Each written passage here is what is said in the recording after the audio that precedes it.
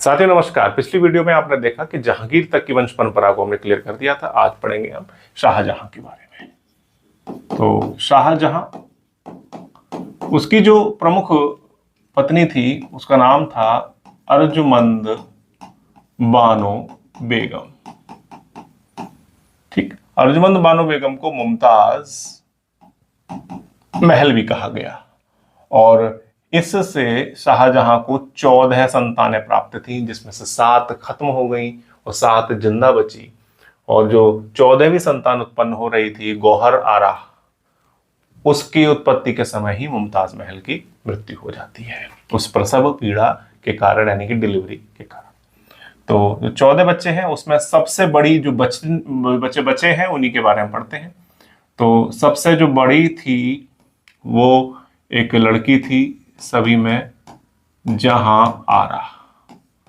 उसके बाद बेटा था दारा शिकोह, उसके बाद शुजा, फिर रोशन आरा, फिर औरंगजेब, उसके बाद मुराद, और लास्ट में जो जिस संतान के डिलीवरी के समय यानी कि प्रसव के समय उत्पत्ति हुई उसका नाम था गोहर आरा, यानी कि ये 14वीं संतान थी। ठीक, तो यहां पर एक क्रम है पूरा, यानी कि जो बड़े से छोटे के क्रम में उम्र में, वो आप देख लीजिए। 7 बच्चे हैं, 1 2 3 4 5 6 7। तो यहाँ गुट भी था, यहाँ गुट भी आपको स्पष्ट हो जाएगा कि चूंकि बड़े थे तो इन दोनों का अपना गुट था। यानी कि कहते हैं कि जब उत्तराधिकार युद्ध हुआ था शाहजहां के बाद उनके बच्चों में, तो कौन सी बहन किसके पाले में थी, तो जहां आरा ने दारा को सपोर्ट किया। सुजा चूंकि बंगाल में रहता था, दूर रहता था, तो कोई बहन का उससे कोई लगाव, वहां आना जाना नहीं था, सुजा अकेला था, कोई बहन का उससे साथ प्राप्त। रोशन आरा, तो जो रोशन आरा है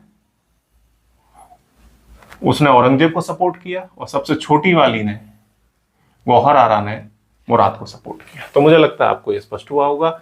एक बीवी और थी इसकी, कंधारी महल।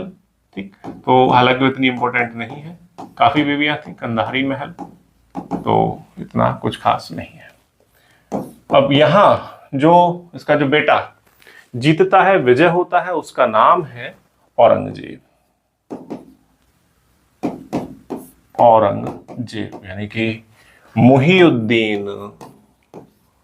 मुहीउद्दीन मोहम्मद औरंगजेब, शिहाबुद्दीन मोहम्मद शाहजहां। ठीक, औरंगजेब चूंकि इस्लाम का कट्टर अनुयायी था तो उसने 4 ही विवाह किए और उसकी जो प्रमुख बीवी थी उसका नाम था दिलरास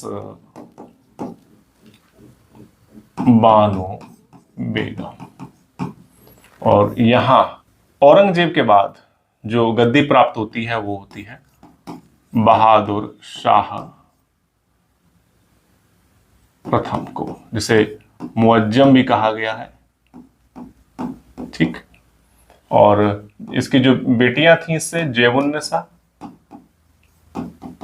ठीक, आजम और ये मुअज्जम।